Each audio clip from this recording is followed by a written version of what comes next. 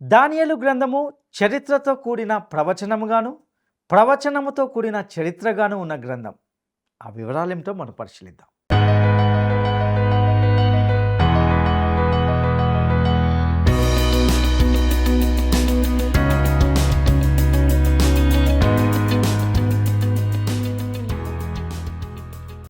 ప్రియమైన word రిసౌండ్స్ today వీక్షకులారా, ప్రేమధార కార్యక్రమానికి మిమ్మల్ని సాదరంగా ఆహ్వానిస్తున్నాం. ఈ లోకంలో మీ ఆధ్యాత్మిక జీవిత ప్రయాణము సాఫీగా సాగుతుందని ఆశిస్తున్నాం. ముఖ్యంగా దేవుడు మీతో మాట్లాడుతున్నప్పుడు అందరి సత్యాలను మీ జీవితాలకు అన్వయించుకుంటున్నారని భావిస్తున్నాం. నేటి ఈ సందేశంలో దానియేలు చూసిన మరి ఒక దర్శనాన్ని గురించి మనం తెలుసుకుంటాం. ఈ దర్శనము పొట్టేలు మరియు మేకపోతులకు సంబంధించినదిగా ఉన్నది. మరి ఆ విషయాలను గురించి వివరంగా తెలుసుకుందామా? పరిశుద్ధ దేవా స్తుతింతును, స్తోత్రార్హుడా నిన్నే ప్రణుతింతును. పరిశుద్ధ దేవా స్తుతింతును, స్తోత్రార్హుడా నిన్నే ప్రణుతింతును. ఆరాధన ఆరాధన ఆరాధన ఆరాధన ఆరాధన ఆరాధన ఆరాధన ఆరాధన.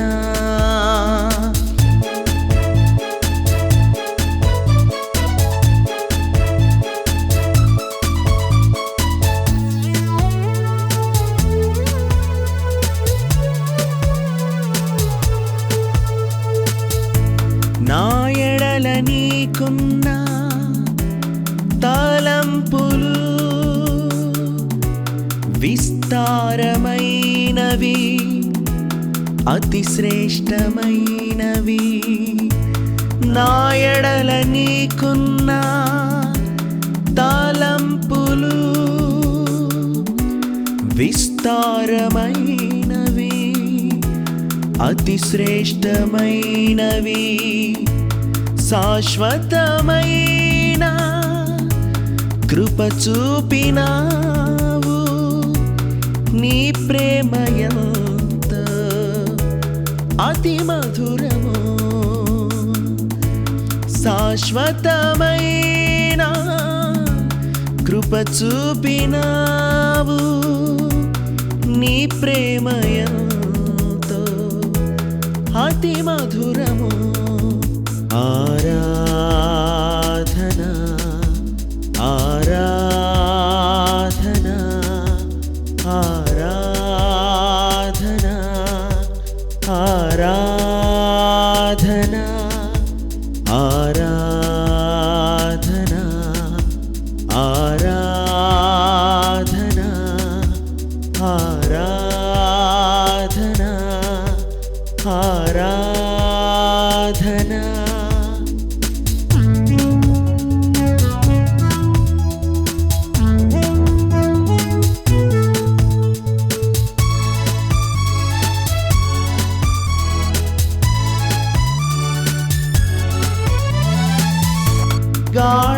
గాఢాంధకారములో నేనున్నప్పుడు నీ బాహువే నన్ను రక్షించెను.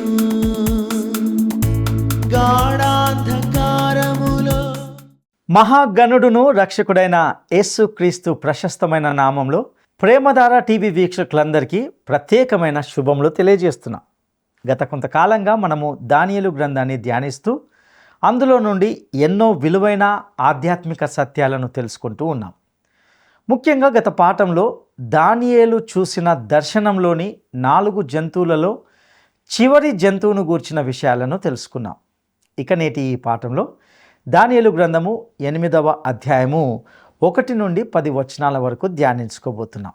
వాస్తవానికి ఈ 8వ అధ్యాయంలో పొట్టేలు మరియు మేక దర్శనాన్ని గూర్చి మరియు ఆ దర్శనం యొక్క అర్థము దాని సంబంధిత విషయాలను మనము తెలుసుకోబోతున్నాం. ఈ అధ్యాయంలో దానియేలు నమోదు చేసిన దర్శనము ప్రవచనాత్మకంగా ఉంది, కానీ అది అప్పటి నుండియే నెరవేరింది. ఇది చాలా స్పష్టంగా మరియు అక్షరాల నెరవేరినందున ఈ అధ్యాయము ఒక ఉదారవాద విమర్శకునికి దానియేలు గ్రంథం రాయడానికి ఆలస్యంగా తేదీని ఇవ్వడానికి ఆధారమయ్యింది. అటువంటి విమర్శకుడు ఏమంటాడంటే, భవిష్యత్తుకు సంబంధించిన ప్రవచనము అతీంద్రియమైనది, వాస్తవానికి అతడు అతీంద్రియాలను నమ్మడు అనే వాస్తవంపై అతని వాదన ఆధారపడి ఉంటుంది. కాబట్టే అతని వాదన ఏమిటంటే, ఈ ప్రవచనము దానియేలు కాలంలో వ్రాయబడి ఉండకపోవచ్చు, కానీ ఆ తర్వాత చరిత్రగా వ్రాయబడి ఉండాలి అని వాదిస్తాడు. ప్రియులారా, ఇటువంటి వాదన చాలా బలహీనమైన వాదన మరియు దానియేలు గ్రంథాన్ని ప్రవక్త అయిన డానియేల్ రాశాడని నేను ఇక చెప్పను. మీకు తెలుసా, షేక్స్పియర్ అనే వ్యక్తియే షేక్స్పియర్ డ్రామాను రాశారా అనే దానిపై కొంతమంది పండితుల్లో చర్చ జరుగుతుంది. ఆ ప్రశ్నకు మార్క్ ట్వైన్ అనే ఒక వ్యక్తి వినోదభరితమైన సమాధానం ఇచ్చాడు. ఏంటంటే, ఒకవేళ షేక్స్పియర్ కథను రాయకపోతే అదే పేరుతో ఉన్న మరొక వ్యక్తి దానిని వ్రాసి ఉండాలి. సరే, దానియేలు గ్రంథాన్ని దాదాపు క్రీస్తు పూర్వము 600 సమయంలో వ్రాయకపోతే అది అదే తేదీన అదే పేరుతో ఉన్న మరొక వ్యక్తి ద్వారా వ్రాయబడి ఉండాలి. ఇక ప్రియులారా, 2 సాటి లేని కొమ్ములున్న పొట్టేలు మరియు ఒక్క కొమ్ము ఉన్న మేక గురించిన దానియేలు ప్రవచనాత్మక దర్శనము 2వ మరియు 3వ ప్రపంచ సామ్రాజ్యాల మధ్య సంఘర్షణ మరియు తూర్పు మరియు పశ్చిమ దేశాల మధ్య, తూర్పు మరియు పాశ్చాత్య దేశాల మధ్య, ఆసియా మరియు ఐరోపా మధ్య జరిగిన పోరాటాన్ని సూక్ష్మదర్శినిగా ఉంచుతుంది. ఇది మాదీయ పారసిక మరియు గ్రీకు మాసిదోనియా సామ్రాజ్యాల మధ్య పోరాటం. ఈ దర్శనంలో మరొక చిన్న కొమ్ము ఉంది. ఇది ఇప్పటికే యూదు చరిత్ర యొక్క నీరో అని పిలువబడే యూదులను హింసించే యాంటియోకస్ ఎపిఫెనస్లో నెరవేరింది. ఇక దీని యొక్క ముందు భాగము అనగా దానియేలు గ్రంథము 2వ అధ్యాయము 4 నుండి 7వ అధ్యాయము 28వ వచనం వరకు గమనించినట్లయితే సిరియా యొక్క అసలు భాష మరియు ఈ 4 గొప్ప సామ్రాజ్యాల ప్రపంచ భాష అయిన అరామిక్లో వ్రాయబడిందని కూడా మనం గమనించగలం. ఇక దానియేలు గ్రంథము 8వ అధ్యాయము ప్రారంభంతో ఈ పుస్తకము మరలా హీబ్రూ భాష వాడకానికి తిరిగి వస్తుంది. ఇక పొట్టేలు మరియు మేక యొక్క దర్శనాన్ని మనం గమనిద్దాం. దానియేలు గ్రంథము 8వ అధ్యాయము 1వ వచనం. రాజగు బెల్షస్సరు ప్రభుత్వపు 3వ సంవత్సరమందు దానియేలను నాకు మొదట కలిగిన దర్శనము గాక మరి ఒక దర్శనము కలిగెను. ఇది బబులోను చివరి రాజు అయిన బెల్షస్సరు పరిపాలనలోని 3వ సంవత్సరం. 7వ అధ్యాయంలో ఇవ్వబడిన దర్శనము అతని పాలనలోని మొదటి సంవత్సరంలో జరిగింది. కాబట్టే ఈ 2 దర్శనాలు బబులోను సామ్రాజ్యం యొక్క చివరిలో జరిగాయి. ఇక దానియేలు గ్రంథము 8వ అధ్యాయము 2-3 వచనాలను మనం గమనిద్దాం. నేను దర్శనము చూచుచున్నప్పుడు నేను ఏలామను ప్రదేశ సంబంధమగు షూషానను పట్టణపు నగరులో ఉండగా దర్శనము నాకు కలిగెను. నేను ఊలై అను నది ప్రక్కను ఉన్నట్లు నాకు దర్శనం కలిగెను. నేను కన్నులెత్తి చూడగా ఒక పొట్టేలు ఆ నది ప్రక్కను నిలిచి ఉండెను. దానికి 2 కొమ్ములు, ఆ కొమ్ములు ఎత్తైనవి కానీ ఒకటి 2వ దానికంటే ఎత్తుగా ఉండెను. ఎత్తుగలది దానికి తర్వాత మొలిచినది. ప్రియులారా, ఈ దర్శనంలో దానియేలు తనను తాను షూషానులో ఉన్నట్లుగా కనుగొంటాడు. అది 2వ ప్రపంచ సామ్రాజ్యమైన మాదీయ పారసిక రాజధాని అయిన సూసా. ఇక్కడ రాజభవనంలో అంటే మరింత ఖచ్చితంగా చెప్పాలంటే కోట దగ్గర అని చెప్పాలి. ఇందులో పేర్కొనబడిన ఊలై అనేది సూసా గుండా ప్రవహించే కెర్కా నది. ఈ దర్శనము బబులోనులో కాకుండా సూసాలో ఉండడానికి గల కారణం ఏమిటంటే ఈ దర్శనము 2వ మరియు 3వ ప్రపంచ సామ్రాజ్యాలకు సంబంధించింది. ఈ దర్శనంలో ముందే చెప్పబడిన సంఘటనలన్నీ కూడా 200 సంవత్సరాల లోపు నెరవేరాయి. అలాంటి నెరవేర్పు చాలా గొప్పది. లిబరల్ విమర్శకులు దానియేలు పుస్తకం యొక్క ఆలస్యమైన తేదీని నొక్కి చెబుతున్నారు. అంటే ఈ సంఘటనలు జరిగిన తర్వాతనే దానియేలు గ్రంథము వ్రాయబడిందని, మరియు ఇది కేవలం ఒక చారిత్రక రికార్డు మాత్రమే అని వాదిస్తారు. ఇది అద్భుతాన్ని వదిలించుకోవడానికి చేసిన ప్రయత్నం. ఇది వారి వివరణ వ్యవస్థకు ఇబ్బందికరంగా ఉంటుంది. 3వ వచనంలో పేర్కొనబడిన 2 కొమ్ములు ఉన్న ఒక పొట్టేలు ఆ తర్వాత మాదియా పారసిక దేశంగా గుర్తించబడుతుంది. ఈ విషయాన్ని మనము 20వ వచనంలో మనము గమనిస్తాం.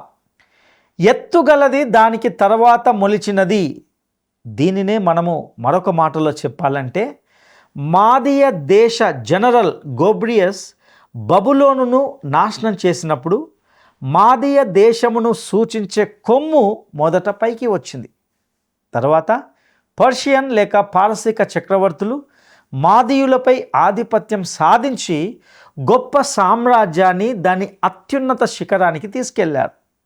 అప్పుడు దాని 2 కొమ్ములు మరియు ఒక కొమ్ము మరొక దానికంటే ప్రముఖంగా ఉన్న ఈ పొట్టేలు మాదియా పారసిక సామ్రాజ్యంగా పారసీకుల ఆధిపత్యంలో ఉంటున్నారు. ఇక దానియేలు గ్రంథము 8వ అధ్యాయము 4వ వచనాన్ని మనం గమనిద్దాం. ఆ పొట్టేలు కొమ్ముతో పశ్చిమముగాను ఉత్తరముగాను దక్షిణముగాను పొడుచుచుండుట చూచితిని. ఇట్లు జరగగా దానిని ఎదిరించుటకైనను అది పట్టకుండా తప్పించుకొనుటకైనను ఏ జంతువునకును శక్తి లేకపోయెను. అది తనకిష్టమైనట్టుగా జరిగించుచు బలము చూపుచూ వచ్చెను.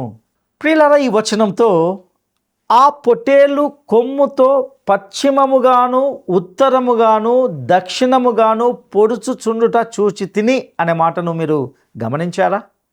అయితే అది తూర్పు వైపుకు దూసుకెళ్తున్నట్లు ఎందుకు చెప్పలేదు?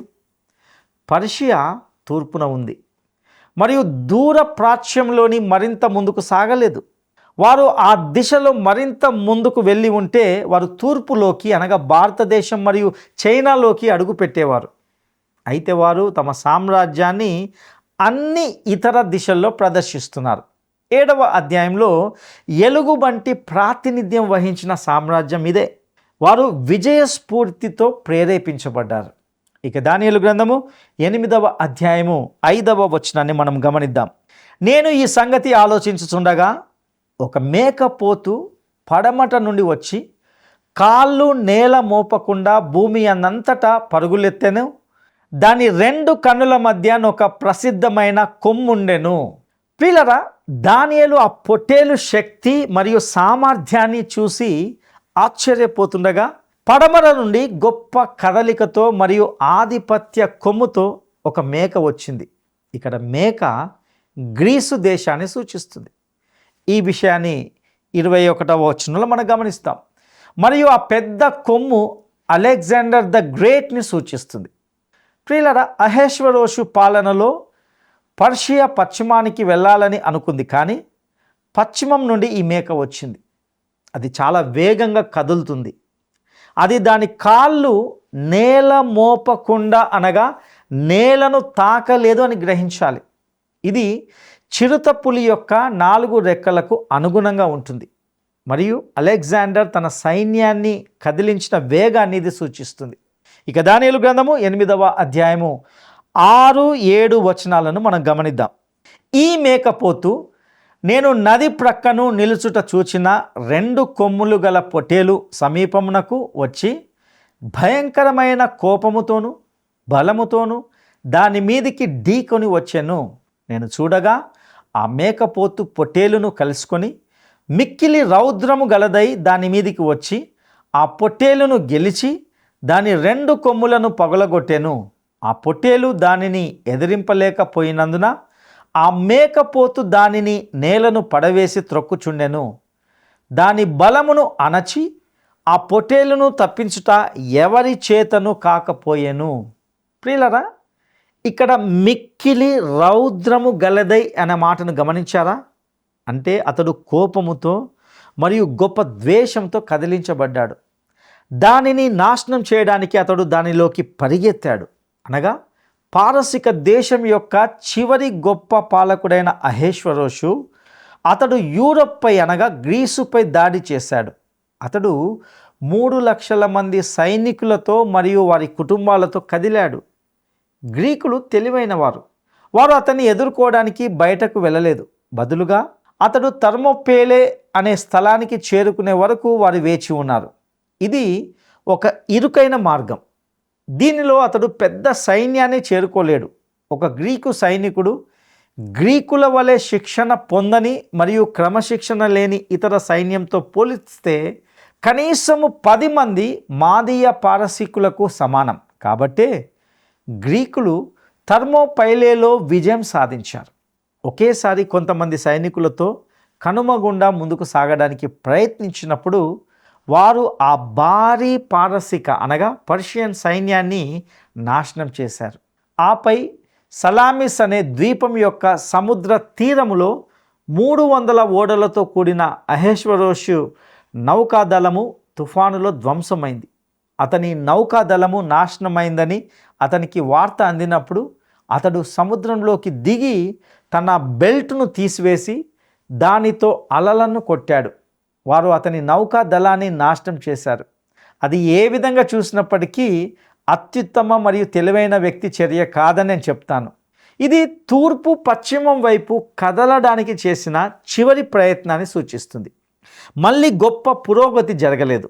మహమ్మద్ మూర్సి యొక్క గొప్ప సమూహాలు స్పెయిన్ గుండా వచ్చాయనేది నిజమే. కానీ చార్ల్స్ మార్టెల్ టూర్స్ అనే యుద్ధంలో వారిని ఆపాడు. టర్క్స్ అనగా తురుష్కులు బాల్కన్ల ద్వారా తూర్పు గుండా రావడానికి ప్రయత్నించారనేది కూడా నిజం.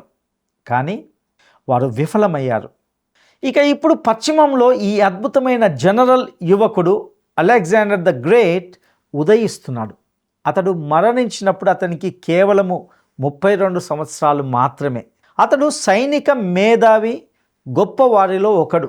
అతడు ఏ మనిషి కంటే కూడా అత్యంత వేగంగా భూమి ద్వారా ఒక అద్భుతమైన సైన్యాన్ని తరలించగలడు. ఇక దానియేలు గ్రంథము 8వ అధ్యాయము 8వ వచనాన్ని మనం గమనిద్దాం. ఆ మేకపోతు అత్యధికముగా బలము చూపుచూ వచ్చెను.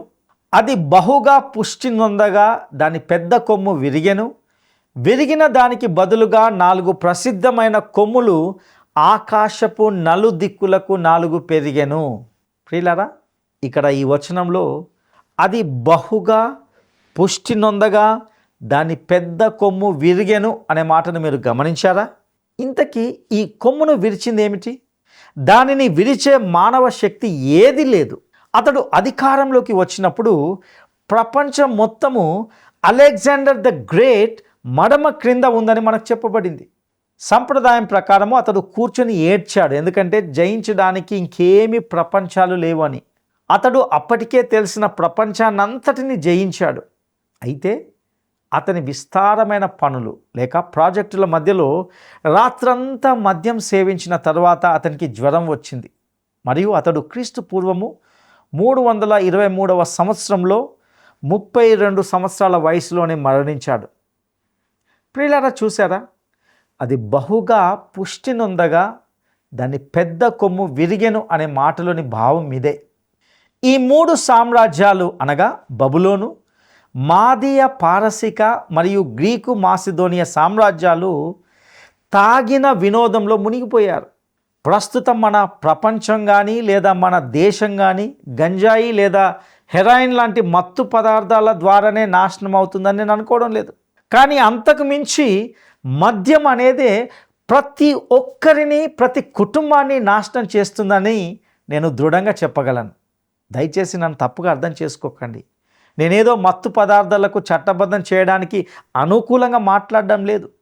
మాదక ద్రవ్య రవాణా తీవ్రమైన ప్రమాదం అని నేను గట్టిగా నమ్ముతున్నాను, గట్టిగా ఖండిస్తున్నాను. కానీ మద్యం అనేది అనేక దేశాలను నాశనం చేస్తుందనే వాస్తవాన్ని ప్రస్తుతం మనం మర్చిపోయాం.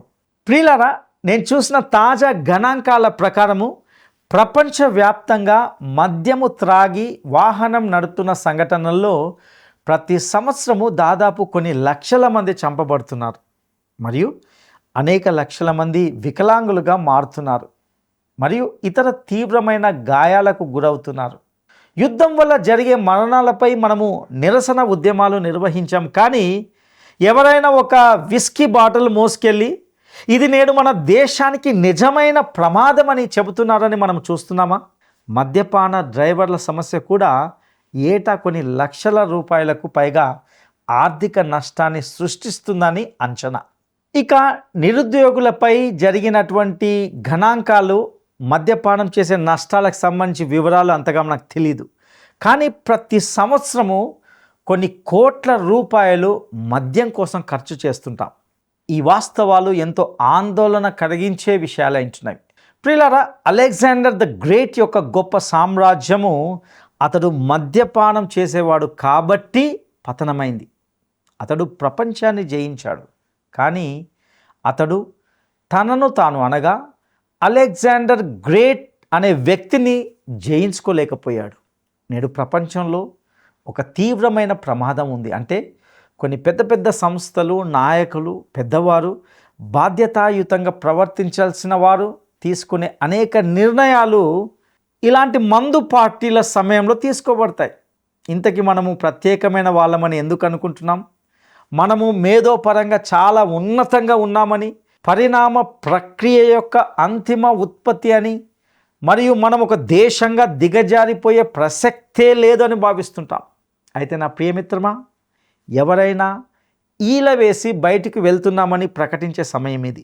నేను ప్రపంచాన్ని సరిగ్గా చదివితే మనము బయటికి వెళ్తున్నాం. ఇక ఈ వచనంలోనే మనము 4 ప్రసిద్ధమైన కొమ్ములు ఆకాశపు నలుదిక్కులకు 4 పెరిగెను అనే మాటను గమనిస్తాం. అలెగ్జాండర్ మరణించినప్పుడు అతని సామ్రాజ్యము 4 వ్యక్తుల మధ్య విభజించబడింది.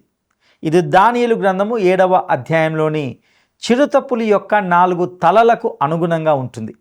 ప్రియులారా, సామ్రాజ్యాన్ని విభజించిన 4 జనరల్స్ ఎవరంటే, ఒకరు అలెగ్జాండర్ సోదరిని వివాహం చేసుకొని యూరోపియన్ విభాగాన్ని అనగా మాసిదోనియా మరియు గ్రీస్ను స్వాధీనం చేసుకున్న క్యాసెండర్.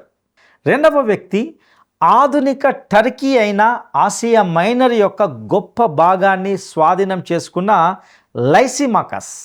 మూడవ వ్యక్తి ఈజిప్టు మినహా ఆసియాను సామ్రాజ్యం యొక్క తూర్పు భాగాన్ని స్వాధీనం చేసుకున్న సెల్యూయస్. మరియు 4వ వ్యక్తి ఈజిప్టు మరియు ఉత్తర ఆఫ్రికాను స్వాధీనం చేసుకున్న టోలెమీ అనేవారు. ఇక దానియేలు గ్రంథము 8వ అధ్యాయము 9వ వచనాన్ని మనము గమనిద్దాం. ఈ కొమ్ములలో ఒక దానిలో నుండి ఒక చిన్న కొమ్ము మొలిచెను, అది దక్షిణముగాను తూర్పుగాను ఆనంద దేశపు దిక్కుగాను అత్యధికముగా బలిసెను. ప్రియులరా, ఇక్కడ ఆనంద దేశం అనేది ఇస్రాయేలే. ఈ అధ్యాయంలోని చిన్న కొమ్ము మునుపటి అధ్యాయంలో వివరించినది కాదు. అక్కడ చిన్న కొమ్ము 4వ రాజ్యం నుండి పుడుతుంది, ఇక్కడ చిన్న కొమ్ము 3వ రాజ్యం నుండి వస్తుంది. ఈ 8వ అధ్యాయంలోని చిన్న కొమ్ము చారిత్రాత్మకమైనది. అయితే 7వ అధ్యాయంలోని చిన్న కొమ్ము మాత్రము భవిష్యత్తులో వెల్లడి కానుంది. ప్రస్తుతము పరిగణించబడుతున్న చిన్న కొమ్ము సిరియా నుండి సెల్యూసిడ్ రాజవంశం నుండి వచ్చింది. అతడు యాంటియోకస్ 4 లేదా ఎపిఫెనస్ యాంటియోకస్ ద గ్రేట్ కుమారుడు. అతన్ని కొన్నిసార్లు ఎపిమనెస్ అని కూడా పిలువబడ్డాడు. అతడు ఒక పిచ్చివాడు, మరొక పిచ్చి పాలకుడు అని కూడా చెప్పవచ్చు. వాస్తవానికి యాంటియోకస్ క్రీస్తు పూర్వము 175వ సంవత్సరంలో సింహాసనాన్ని అధిష్ఠించాడు మరియు అతడు జెరూసలేంపై దాడి చేశాడు. యూదాలో మక్కబీయులు అనేవారు లేవనెత్తబడినది అతనికి వ్యతిరేకంగానే. ప్రాథమికంగా యూదు వ్యతిరేకి అయిన అతడు యూదులను సమూలంగా నిర్మించడానికి ప్రయత్నించాడు. అతడు యెరూషలేంలోని ఆలయంలోని పవిత్ర స్థలములో బృహస్పతి ప్రతిమను ఉంచాడు. ఇది మొదటి నాశనము కలగజేయు హేయ వస్తువు. అతడు అన్ని పవిత్ర పాత్రలపై పంది ఉడకబెట్టిన పులుసును కూడా పోశాడు. ఇక దానియేలు గ్రంథము 8వ అధ్యాయము 10వ వచనాన్ని మనము గమనిద్దాం. ఆకాశ సైన్యము నంటునంతగా పెరిగి నక్షత్రములలో కొన్నిటిని పడవేసి కాళ్ళ క్రింద అనగద్రొక్కుచుండెను. ప్రియులారా, ఈ ప్రకటనను అర్థం చేసుకోవడం కొంత కష్టం.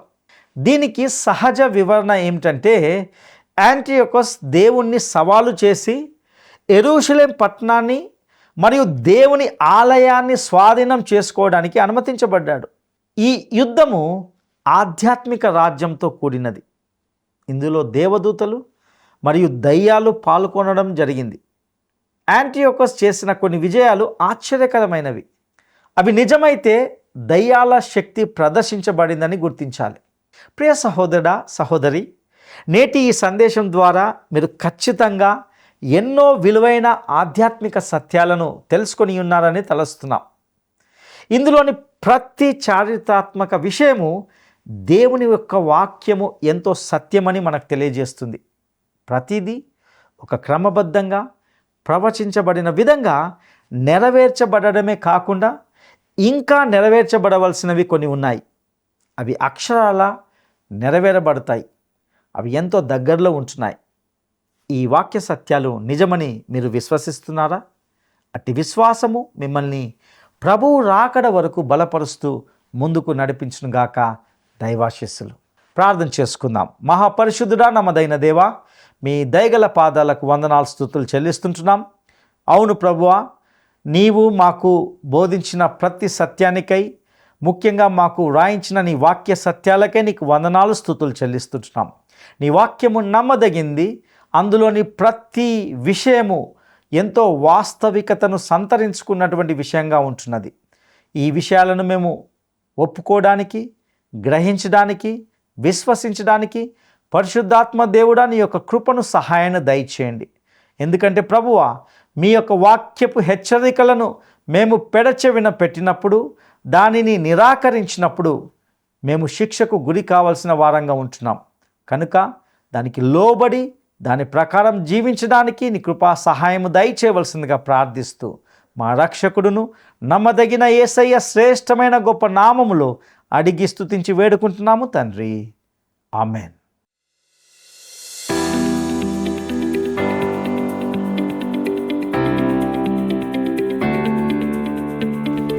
దానియేలు ఇందులో ఏ నది దగ్గర మరొక దర్శనాన్ని చూశాడు?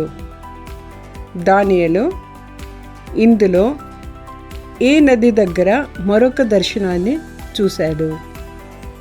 1 కెబారు నది, 2 నైలు నది, 3 ఊలై నది. ఈ ప్రశ్నకు సరైన జవాబును ఈ వాట్సాప్ నంబర్కు పంపండి. మా వాట్సాప్ నంబర్ 9399952570.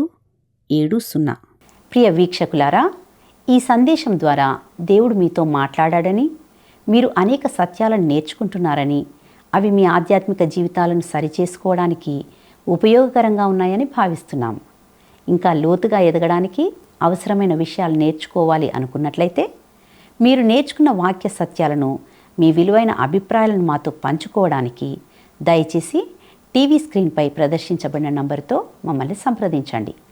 మీ ప్రతి ఫోన్ కాల్ను విలువైనదని భావిస్తూ మీ కాల్ కోసం వేచి ఉంటాం. ప్రభువు కృప మీకు తోడయుండునుగాక. ఆమెన్.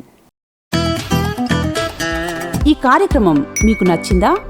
అయితే వెంటనే మిస్డ్ కాల్ ఇవ్వండి. బహుమతి పొందే విజేత మీరే కావచ్చు.